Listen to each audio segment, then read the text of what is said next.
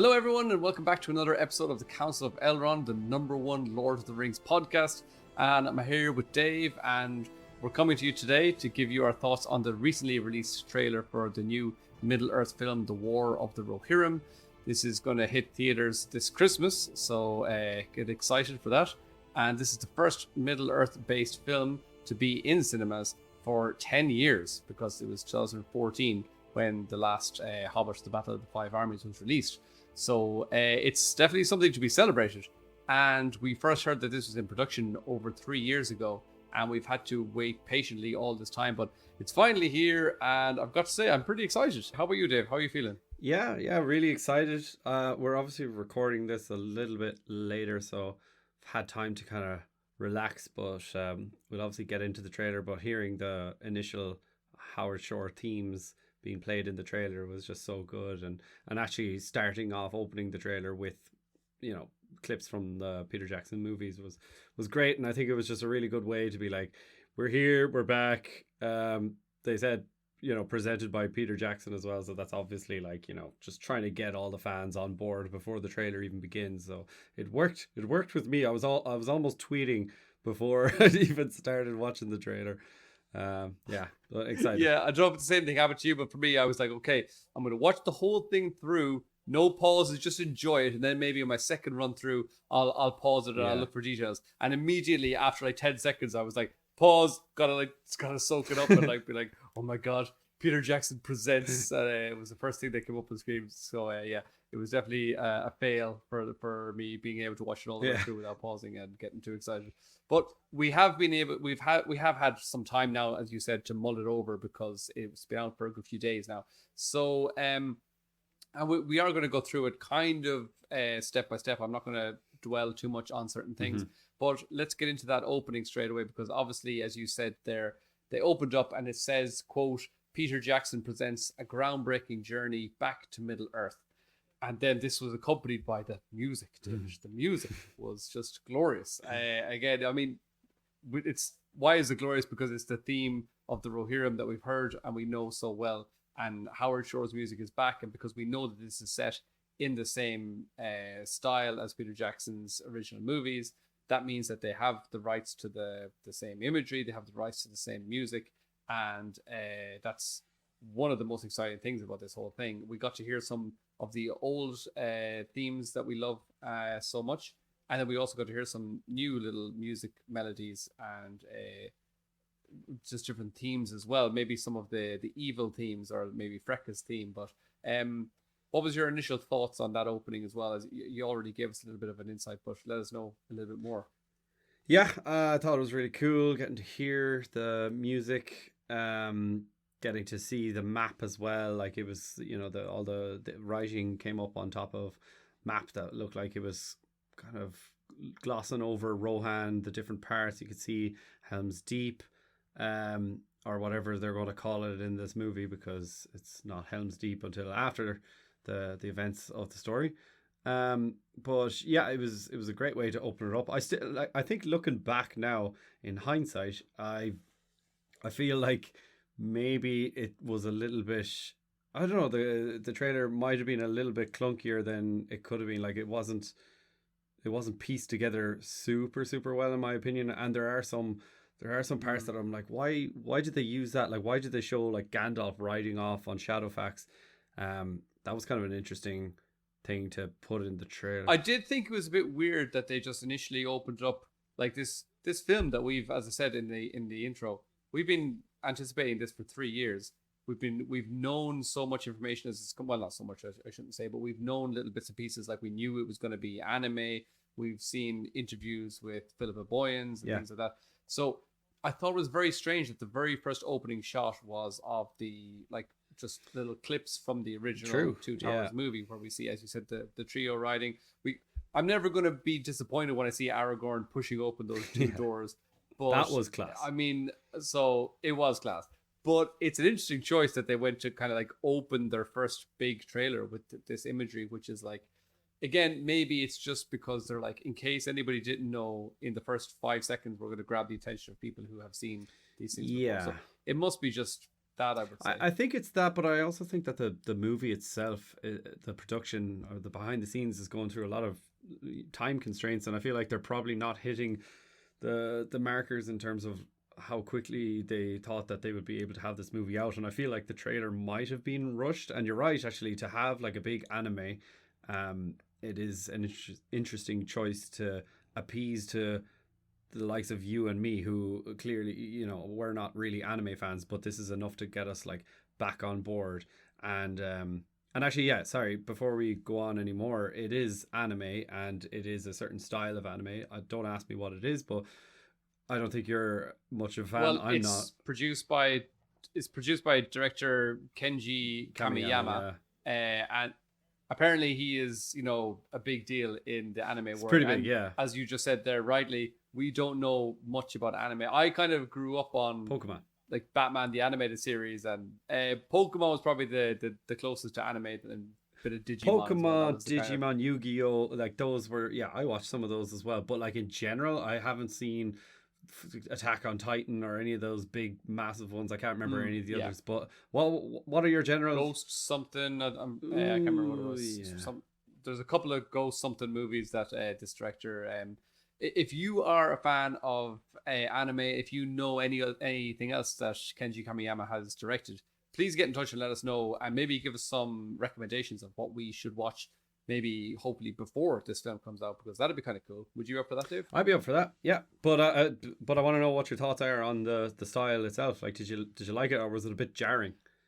Well, it wasn't jarring because I was kind of expecting it. I was expecting it. You know, we'd been told, we'd been given a few years' notice to kind of let that sink in. So when I first heard the news that it was going to be an anime, I was a bit kind of bit surprised. But then the more I thought about it, I was like, oh, that could be kind of cool.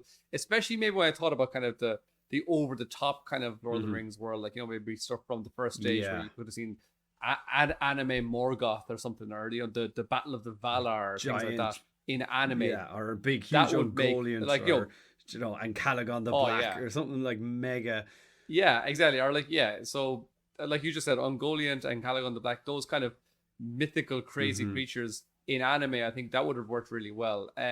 It's a bit interesting that they've gone for, but I mean, we've got Mumakil, and we did get to see some sort of weird creatures in this, like the eagles and the Watcher in the Water, which we'll maybe get to later on.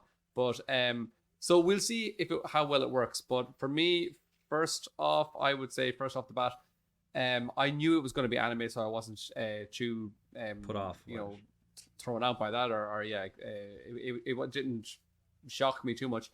But I did think some of the shots were really, really beautiful. There was a couple of ones, the one that, like, when you first see the medicine. I was going to say, what's your favorite shot? The Golden Hall at nighttime. That was class. Yeah, like, I mean, when we go into, if people aren't sure, the Medicelt is the Golden Hall. That's the throne room where King Theoden resides in the Two Towers. And here we get to see it from the outside at nighttime. That's like when they're introducing that scene where basically Freka, who is the villain, he comes and he is speaking to King Helm Hammerhand.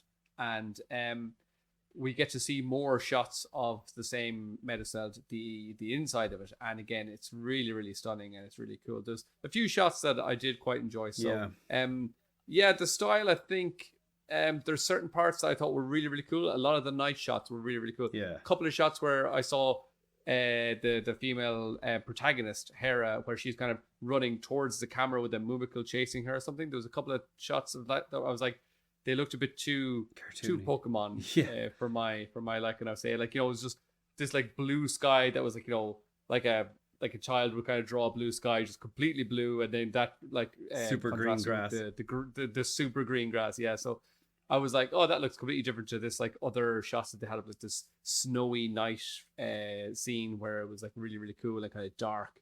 So it's interesting. You know, we'll get to see more soon. So I'm not completely thrown put out by what I've seen so far, and I think it could be, you know, a marriage made in heaven, this kind of anime with Tolkien. Yeah. So we'll see. But getting into the actual trailer, then I suppose we've spoken about the intro. Then we get to hear a voiceover from Miranda Otto, who we all know played Éowyn in the Lord of the Rings trilogy. And she says, all Middle-earth knows the tale of the War of the Ring, but 200 years before that, there was an older tale. And then what's really cool is we get to hear for the first time Brian Cox's voice shouting, "Riders of the Mark, brothers of Rohan, arise!" And he's got a voice made for Rohan, in my opinion. So, he's class. Like if anyone doesn't know Brian Cox, he's the dad from Succession, right? Succession, and he's also King Agamemnon or whatever his name is from Troy. I think that's pretty close. From Troy, and he's one of the bad guys in the first X-Men movies as well. So he's cool. I like that guy. He's very cool. He's got a great voice. So very good casting for this. Now, before we get any further, I should probably just give a little spoiler warning because we're going to talk about the trailer, but we're probably going to mention things that are actually the story from the book as well. So we might give out some spoiler details about what might happen to some of these characters. So just be careful about that. If you don't want to hear anything about what might happen in this story, well then maybe you should tune out. But feck off. Yeah, so just be careful for that. Freck off. Just don't get angry. Freck off. Just don't get angry at us. Okay. Yeah. So, as I said a moment ago, we got to see that really, really cool image of the Metacell during like this starry night. And then we go inside and we get to see the beginning of the story, which is this Dunlending warrior, this guy called Freka. He is, I was going to say he's the main villain. I thought he was going to be the main villain, but it looks like he's going to get killed off in the first 2 minutes as we get to see him being killed in the trailer. So that's probably going to be the setup for the whole movie. So he arrives with his son Wolf, and basically they're asking for Helm Hammerhand's daughter, asking for her hand in marriage. Now in the book lore, we don't know anything about this girl, this daughter of Helm Hammer. We don't even know her name. And that's the only information that we're given about her the whole time, that basically they come and they ask for her hand in marriage, and then the kind of shit hits the fan because Helm Hammerhand realizes that they don't want to make a union, that they're actually trying to claim the throne. Now, it seems from this trailer that, well, not just that, it seems we know that they've given her the name Hera, but it does seem like she could be the protagonist of the whole movie. So that's an interesting direction that they might be going in. As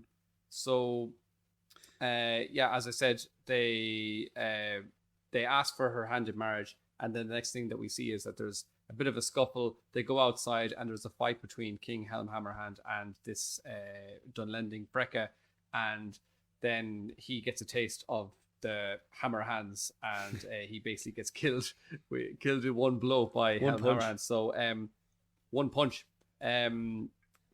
Man, is that another anime? I think it is. I actually think it is. So, or comic book or something.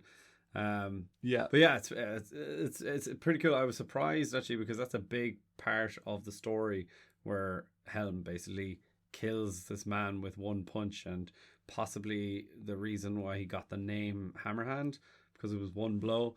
And I was surprised that they put that in the trailer. And I remember way back when this thing was first announced and people were talking about how the animation style will be, and I don't know who it was, but somebody said, like, I imagine Helm could have like two ginormous hands, like, do you know, the way you would see in some animes.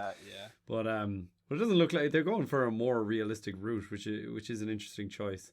But a little bit, he does have fairly monstrous hands, I would say. And also, I was going to say on that point that regarding the style to when Helm actually punches Freka, it seems like they put like the way that they did, there was like a sort of a slow motion plus soundscapes put in the background to make it seem like there was so much weight put into both the punch and also Freka's fall when he actually lands on the ground and like thuds onto the ground. To have that kind of, again, what you've seen many times like in other Pokemon, anime things, or as I said in like Pokemon, where he almost like the ground kind of vibrates and it's all kind of a bit slow motion, and it does add a bit of weight into that, and it did seem pretty cool. So I did enjoy that element of the anime working well. So that was quite cool. Yeah, and I think just to go back to your earlier point as well, it's been known for a while that what's her name, Hera? I was about to say Hera. Hera, yeah. It's been known that she's going to be like the main protagonist of the movie, which is kind of a bummer. And I think that's the main. Well, it's not a bummer, but like that's what. No, yeah, I was going to ask you because, like, I mean, yeah, a lot of people were thinking initially that the story was going to be all about Helm Hammerhand just going out on his little night raids and just killing Dunlendings, and that would have been really cool. So yeah, I was going to ask you that as well. What would you have preferred if the story had been all like if Helm had been the main character? Or are you happy that they're going? Because obviously, as I said before, we don't even have a name for this character in Tolkien's writing, so yeah, it's completely uncharted territory. But so yeah, that's other. I understand that, but Sorry, like yeah. I think that it's probably it could be good, it could be bad. I think it's okay. So she's unnamed in the book, and she doesn't really have any role or anything. So basically, they could go right. We have a whole main character that we can entirely play with their story, and it won't be really breaking any lore, and that would be the positive. Now, I'm not saying I believe in the negatives, but a lot of people are saying, I hope this isn't another Hollywood Mary Sue or, you know, like Rey Skywalker or someone that's just because, like, obviously there's plenty of Shield Maidens of Rohan, and that would be fine. But I just hope that if Peter Jackson has attached his name to something, it isn't just like a typical Hollywood story. And another thing that I was thinking about as well, the fact that she's not really talked about in the book, she's not named. She could have an unlimited storyline. So if this movie is quite successful, then it means that they could have a sequel. And she's not a dead character in the book because she's not even talked about really. So they could have a sequel. She could be off somewhere else. Yeah, but that's almost something that would worry me if they're already thinking about sequels. That's exactly my point. I'm saying if that's the reason that they're choosing her as the main character, that would suck. Is if they're going, well, we could get a couple of million bucks out of this if hopefully it's not going to be a cash grab, and hopefully they're actually doing what they're doing now because they want to create the best story and not because they're thinking we've got longevity in this character. I like to think that the fact that she's unnamed, she's in they can just basically play with her as much as they want, and maybe the story has holes in it and they want to create their own new story and they want to build it around the story that's already written in the book. If that's the case, then yeah, I'd love that, and I hope it's cool. And she looks great in the trailer. Like she does. Well, cool. I would say she looks cool in some shots where she's wearing her green flowing dress. I think that looks so cool, so Rohan style. It gives proper Aowen vibes as well. The other outfit that she's wearing for a lot of the trailer looks really like way too much like, again, just some typical anime. The white she's one. Like wearing like it's like she's wearing like a tight short jumpsuit or something. I don't know. It's really, it doesn't look. Oh, it's like Tomb Raider vibes. Yeah, Tomb Raider vibes, and kind of like almost like a strap on her thigh or something. It just doesn't look Middle Earthy at all. It doesn't look for her Rohan-esque, I suppose. Yeah, it looks like she's wearing something that she could strap a gun to her leg. So maybe I don't know. It hopefully I think I know the shot you're on get about. to see a bit better. Yeah, well, there's a few. There was quite a lot of the trailer. I've said most of the trailer. She's in this outfit, which I was like, I don't think that has any sort of a Lord of the Rings feel to it. So that was one thing that kind of threw me off. The shots of her in the throne room at the beginning of the trailer, they look really, really cool. And then I think there's other shots towards the end where she's fighting with Wolf, and she's maybe on horseback, and there are some of the really cool shots where I love the long flowing red hair. It looks really, really cool, and she's got her little kind of princess crown on her head as well, and my little tiara in some of the shots. Little tiara. Now, just if people aren't aware as well, Helm Hammerhand, the king, his family, he has 2 sons and 1 daughter, and as I said, the daughter is not even named in the writings, but the sons, they are named. Do you happen to know the names of his sons, Dave? Give you a clue. One of them is Haleth. That's correct. And is the other one? I don't know if I know the other one. Haleth. Who's Haleth in the Lord of the Rings Haleth, movies? Son of Hava.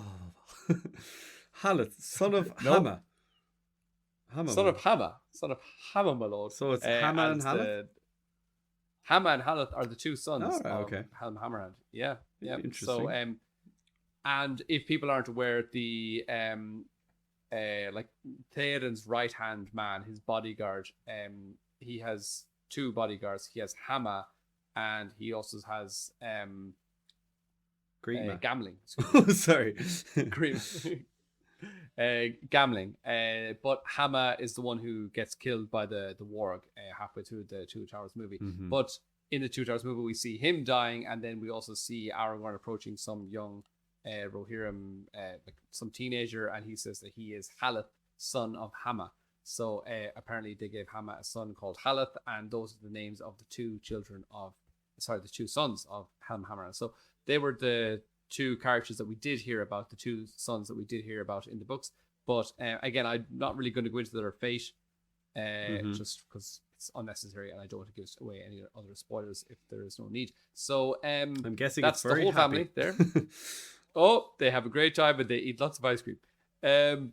So moving on, then we see, obviously, as I said, so again, going back to the start, we see Helmhammer killing Freka with one punch, and then it shoots to his son Wolf, and he's swearing vengeance, and he swears that he's going to wreak havoc on Rohan, and then a war breaks out. And the next part of the trailer, we see loads of these shots of these kind of cool just like battle sequences. We see Mumakil breaking through the outer wall of Edoras. We get quite a few little shots of it's usually like it's mostly nighttime sequences. There's a few scenes where they're shooting arrows with flames and all that kind of stuff. And it's pretty cool. I like what's your feeling on the artwork in that part? Yeah, I think it's all good. Like I think the best parts of the trailer are the ones that are shot or drawn or whatever you say, the ones that are done at night. I think the contrast with the fire and the dark shadows and silhouettes, I think that looks the best for me. And you already made reference to that shot of like the Mumakil chasing after Eowyn or Hera, and it's like bright blue skies and like green grass, and I was like that and maybe the eagle shot were like kind of my two least favorite ones. But all the like nighttime ones, that one of like the moon and all those horsemen in front, I don't know who they are with the horns. With the horn, that's probably the that's really cool. Would you reckon that's the so Rohirrim, cool. the guys and the horses, or do they was it kind of a bad guy shot? It seemed like a bad guy shot, didn't it? It did, but I think from looking at the horns on the helmet, the main guy looked like it was the same hat that Helm had on, or crown, I suppose. It looked very similar. The same helm. The same helm, yeah. The same, yeah, exactly. It's funny that you were mentioning the shot of Hera being chased by the Mumakil, and you accidentally said the name Eowyn instead of Hera, because I think it could be a little bit of she's this shield maiden who's a great fighter, but she's not going to be allowed to join the battles because she's a woman. So I think there could be a lot of similarities in that as well. So we'll see. Again, I don't know how I feel about that. I haven't made up my mind as to if I think that that's a great idea, or if they could have, if it's maybe just a bit of a cop out to copy that same story. But we'll see. Maybe, yeah. There is a line in the trailer. I don't remember exactly what it is, but it's something like Helm says to Hera, like you cannot go to war, like you are a woman, or something like that. I don't think he says you're a woman, but he says like you cannot join the army, and she's basically saying, but I'm your fastest rider. And I was like, oh right, okay, so like what's the point? Again, are they chasing after the enemy or? But I was like, okay, she's giving me serious Eowyn vibes, because it's like, she's a woman, but she's a great warrior. So she's not supposed to go to battle, but she probably will sneak into battle and end up being like, like really handy with the blade and all that kind of stuff. But then also she's giving me Arwen vibes, where she's like, I am the faster rider. And all that kind of stuff, where you're kind of going, okay, so they're taking all the elements of different women from Peter Jackson's movies, and they're throwing this into this one girl. Maybe. So, I hope they're smarter than that. But like the fact that she says like I'm the fastest rider, that made me kind of think, she didn't say I'm a great fighter, or I can fight like the way Eowyn says. She goes, I'm your fastest rider. So that must mean like, well, that just seems like I was just like, oh, that's on top of being probably her like, I'm also the greatest fighter and whatever. But maybe I don't know if she's going to be like, I'm the greatest fighter, but she's definitely well able to handle the sword, because we saw many shots of her as well. Also, I was going to say some of the best visuals, I would like to say, are towards the end of the trailer, when she's kind of having this fight with Wolf, and it's like the way they're swinging the swords, and it's kind of this landscape shots. I just thought it was really, really cool. So, but yeah, then we do get into the next part of the trailer that you mentioned there as well. There's a weird montage here where we see like all these animals that I'm like, are these just like being like thrown in there so that we see eagles, that we see like a watcher in the water? I'm like, what's going on there? Why is there a watcher in the water? But it's like they're just like ticking off the list of weird creatures that we can throw in here. And again, especially because it's anime, they're like, well, there's no budget. We don't need to have some crazy CGI to put in a watch in the water or a giant eagle. We just draw it the same way that we draw a mountain. So yeah, I mean, it's easy. That's why it could have been great to do, like, as I said, a giant Ungoliant or Morgoth or something in the first, second age. Yeah, that would have been cool. I think that could have been. But I don't know why the eagles are there, and I don't know why there's an eagle chatting to Hera. Yeah, I thought that was strange as well. Like that wouldn't make, like, why would an eagle who's, you know, one of the messengers of Manwë, like, if anyone doesn't know, they're basically kind of on par with the Valar or the Maiar, I suppose, who are kind of like definitely not the Valar, but like, I mean, they're like Gandalf similar level. to.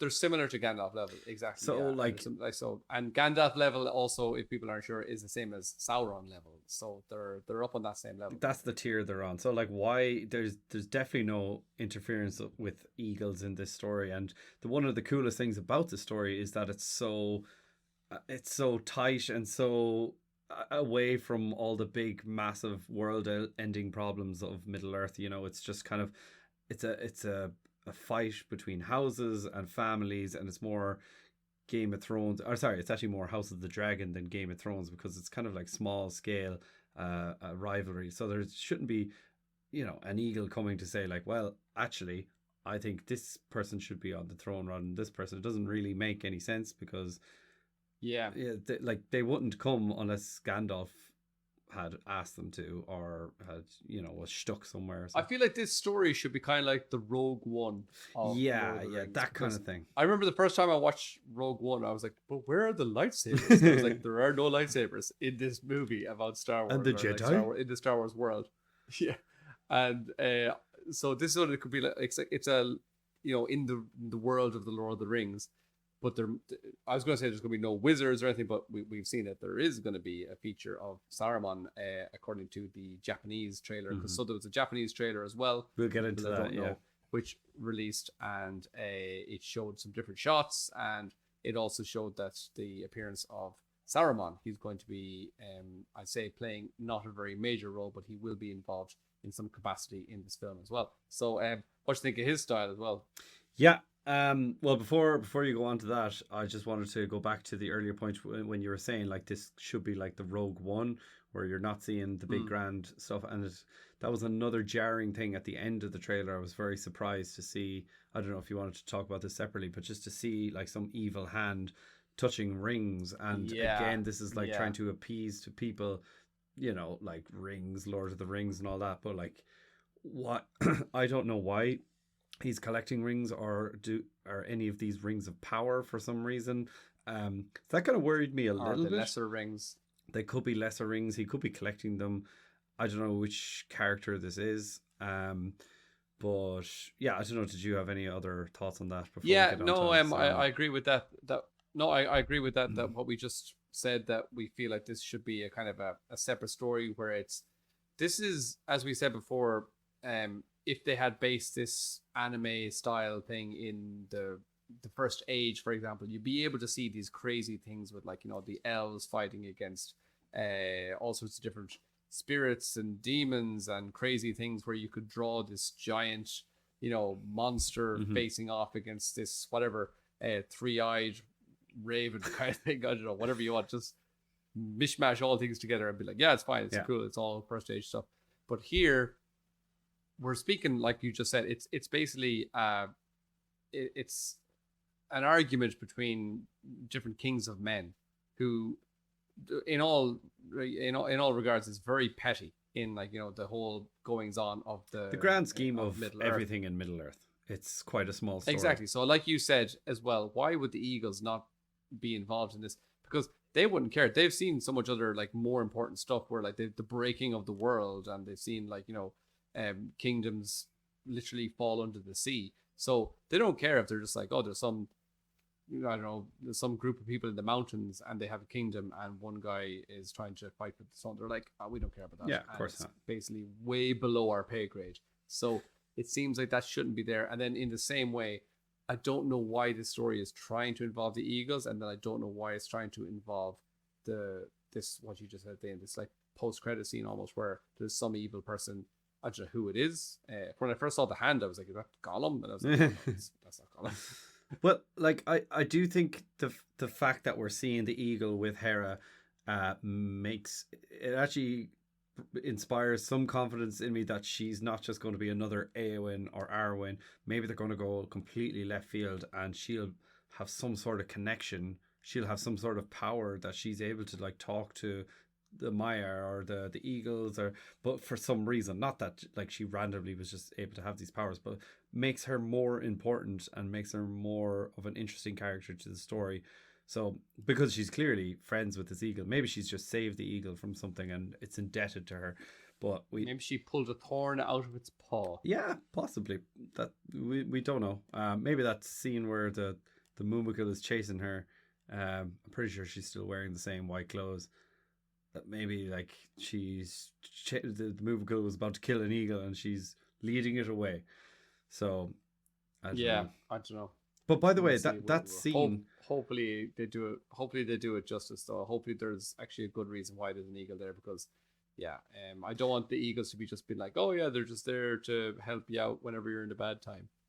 And like, if that scene of the Mumakil versus the Watcher in the water, or is that what you think it is? It's the Watcher in the water, or is it a new creature, or is it like it's either the Watcher in the water, or else it's like one of its, I don't know, offspring or his cousin or something, I'd say, because it looks like the same type of thing. Why the hell would there be a Mumakil and Hera in Moria? Like at the lake? Good question, but I'm assuming it's not in Moria. It seems like it was like around the same area, so maybe it was the Watcher on vacation. Maybe he was the mover. He's not watching anymore. The mover of the water. But like, I always, now maybe this is just my own headcanon, but like I always imagined the Watcher to be its own species, and it doesn't have like, any other things. Like I thought it was like one of the nameless things under the mines of Moria that Gandalf speaks about in the book. So I would be a little bit disappointed. Well, the nameless things could have children. That's true. Nameless little things. Yeah.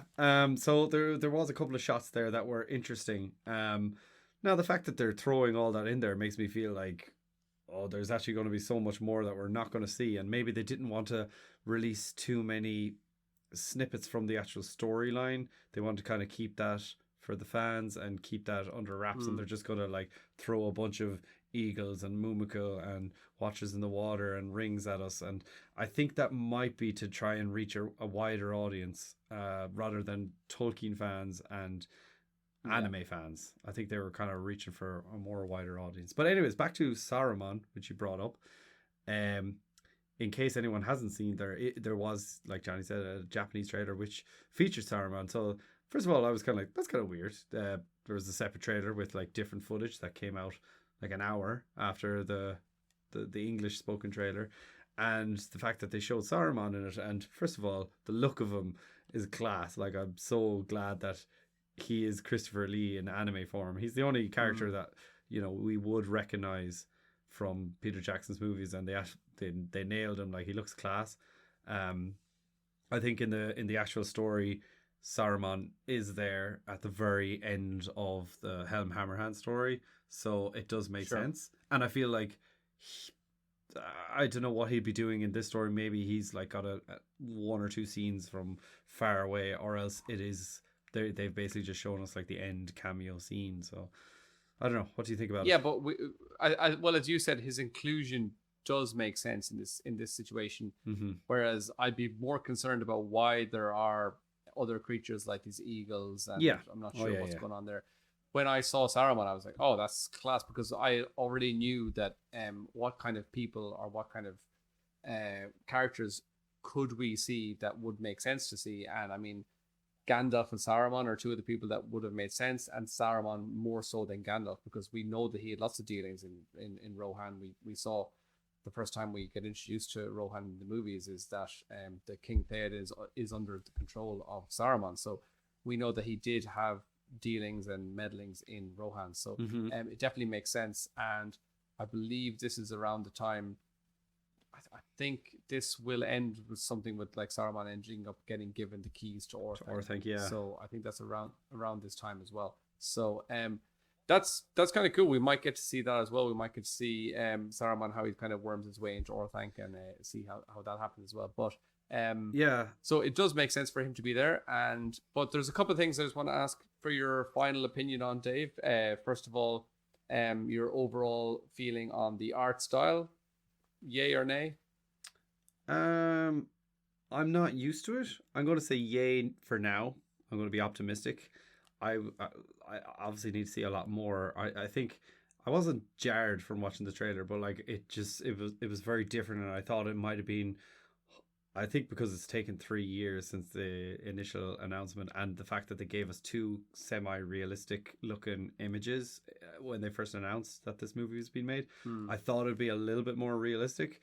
So I'm going to say yay for now, because I haven't seen enough, and they're having some amazing shots, like the shot of the Hornburg Helm's Deep itself. It looks so cool, the Megiceld, all that kind of stuff. So I think all the stills look really good. The motion of it, I will have to get used to, but all of this doesn't matter if the movie itself is executed well. So yeah, I'm going to say yay. I'm going to say yay for now. Okay. You? Yeah, I agree with you. I think that, well, yeah, I think, you and I, as I said, the only kind of cartoony kind of things that we saw when we were younger were mainly kind of Disney movies and things like that. And then if we're speaking about anime, it was basically very brief introductions to anime through things like Pokemon or Digimon or whatever. So yeah, the movement and those kind of like, sometimes you get stills where there's kind of like the background is moving, or there's could be just like one shot to just like play it on repeat. So I know that that's a style and it's a choice. So it will just take a little bit of getting used to. But as we said, some of the actual some of the artwork for some of the characters and also the buildings in particular are really, really breathtaking at some points. I agree. It's a weird combination where things are like, wow, that's really taking my breath away. And then also I'm kind of like, oh, that's a bit strange. I didn't expect that. But yeah, in general, I think after I've had a few days to kind of mull it over, yeah, I'm more positive about it now. I know what the answer to this one's going to be, but music. Boo.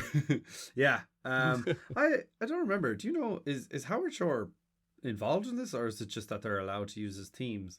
I don't think he is. That's a good question, actually. I just kind of like, I don't think he is. Remembered Howard Shore music, but I don't know if he's actually created any new themes. I'm sure we would have already maybe got like our hands on some of the, I think, some of the like themes, but I think whoever has the musical reins on this movie has the easiest job in the world. It's like, I'm allowed to use Howard Shore's themes, so just do all that and maybe like adapt them a little bit, and create a wolf theme that's basically the same theme for somebody else but like backwards or something. Like, I think it'll be very exactly. easy. It's kind of like when someone, I can't remember who did the music for Rogue One, but we mentioned it already, but like, I just have to listen to like all just of John Williams' score, and so obviously the music I'm very excited for. I need to go back and watch the trailer again, because I haven't noticed the music that much. I heard all the Howard Shore themes, but I wasn't actually listening out for any new ones. I mentioned earlier on, but basically towards the start we get the main Rohan theme, and then it goes straight into that scene where they're in the Megiceld, and it's the first time that we get to see Brekka come head to head with Hammerhand. That whole scene, when that scene starts out, there is a new motif playing. There is this new theme that comes in, and I thought it sounded really cool, but I will say it didn't really sound like a Howard Shore kind of vibe. So it's probably written by somebody else, but it was very, very cool, and it did sound a little bit evil. That was my first thought. So I thought maybe that could be the theme for the Dunlendings, or maybe like that could be Wolf's theme, or I'm not too sure, but it did sound cool. So cool but different, I would say. Cool. So I am excited for that as well. Now, the next thing I was just going to speak about was whether or not this is going to be lore faithful and faithful to the books and the main characters. Hopefully it will be, but we've already seen there's a couple of things. Well, I mean, just the fact that they've given Hera a name, and it maybe they're going to try and make her the protagonist. Again, that's not being unfaithful, but it's just kind of going in a different direction, whereas maybe it would have been nice to see focus on some of the characters that we had heard about before, like Helm Hammerhand, who by all accounts definitely deserves to have a full story, just like focus on him. And just because, again, other stories of him is that like he would just go out at night and blast his horn and then go out on his own and just kill Dunlendings with his bare hands. And he'd do that every single night. He'd be like, right, it's about 8 o'clock, time for me to go on my Dunlending killing spree. So I mean, that deserves a movie on its own for sure. And that's it's all like a winter setting as well. Like, so he was out there in the snow and the frost, beating people to death with his hands, and he's just having a great time. You know, he's just chilling. But actually, that's one of the things. I thought there was a serious lack of snow in the trailer, and it is supposed to be set during the long winter. Like you mentioned that scene earlier of Hera running away from the Mumakil, and I was like, it's very bright. It's way too sunny, and and the scene where she's with the eagles as well. It's just really bright and blue skies. Now there is some scenes towards the end of the trailer where we do get to see a bit of like a battle near the Hornburg, and there is snow, and so we definitely do get some snow scenes. Maybe they're gonna like towards the end of the battle, like that's where the long winter will be moved to, or like that's when it's going to start coming in. I'm not sure. Actually, just while we're talking about the Hornburg, I thought it was quite interesting. I saw somebody on Twitter, what's his name? I should give him a shout out because he's a long-time follower and we follow him back as well. But anyways, he put up a picture of the Hornburg, and you can clearly see the water, like the water pipe or whatever, it's up higher, is super high, and also like the ramp getting up to the gate is like way longer and extended. And he said, like, what's going on? Like, did they change the shape of everything, or is there like some sort of avalanche? The ground just filled in. He mentioned like an avalanche, and like if the whole ground like rose up, that would like take away the perfect amount of ramp leading up to the gate, and also the drain would be like on floor level. I think that's kind of weird if that was the case, but it is interesting because like they would know that's not a mistake. Like they would know that every fan knows about the drain into the deeping wall. Sure. So interesting. That is interesting. Yeah, maybe they've done that for a reason. Also, I wanted to ask you about, because this is the first official time we've had confirmation that Saruman is in it. It's been speculated, but like, who do you think will voice him, or who would you want to voice him? Whom do you think? Whom do you serve? I don't know. It's a hard one. It is a tough one. Like whoever it is, they're gonna have to just kind of, like Charles Dance is always someone who's kind of been. That's a good one. You know, thrown into the mix. I put it up on Twitter. A couple of people responded with Charles Dance actually. Really? Did they? Yeah. So I put it up on Twitter, and I asked like, who do you guys think should voice this guy, or should voice Saruman? And a couple of people have responded with, it should be the voice of the actor that plays Count Dooku in all of the animated Star Wars stuff. Oh, wow. Which is cool. Like if they went that route, I think it would be good. He's definitely got a much. His voice is very deep, very cool, but it's probably not as tonally interesting as Christopher Lee's. Like Christopher Lee could do a lot with a deep voice, whereas the guy that is a bit more monotone, I suppose you could say, the guy that does the animated Star Wars stuff, he's just more like yeah, I thought that was cool. And another thing I thought was cool was, I don't know, did you notice that Serene McKellen and Dominic Monaghan both shared the actual, sorry, they didn't share the trailer, they released the trailer on their Instagrams like literally within half an hour or so. So I was like, I didn't actually see Serene McKellen do that. I saw Dominic Monaghan releasing it. All right. Yeah. And I thought that was interesting. But okay, so Ian McKellen did as well, because I immediately retweeted it from the Mellon Heads and basically said, are you going to be in it, or like what's the story? Like, are you like, does he have any role to play? Serene McMillan. He's going to be on the pod next week, guys. Tune in. Yeah, I thought that was really interesting because like it wasn't just like resharing for their friend. Like they had the video, and I know they could go on their laptops and do like an illegal download of it, but you know, why would they do that? Like it's Mary has been, or sorry, Dominic Monaghan. He's dying to do voice acting, I imagine. He did the voice for Gollum in 1 or 2 scenes. 1 or 2, yeah. If you remember, they brought Andy Serkis on board. Yeah. So he did the one part saying "Lost." Well, I think that's probably enough for today, anyway. So I think we should wrap it up there. So, what did you guys all think of this trailer that we've been anticipating for so long, and now we finally have our first glimpse of the artwork and the style in all its glory? If there, as we said before, if there's any hardcore anime fans out there, please let us know and give us your opinions on any recommendations that you have for other classics by the director Kenji Kamiyama. So just let us know if there's anything there that's worth checking out, and we can get into the headspace, into the zone before we get to watch these films. But yeah, for me, I really can't wait for these to come out. So please let us know if you're more excited for War of the Rohirrim, Rings of Power, or if you're just excited for your next Lord of the Rings rewatch. So from Dave and myself, that's it for now, and we'll speak to you soon. See you next time.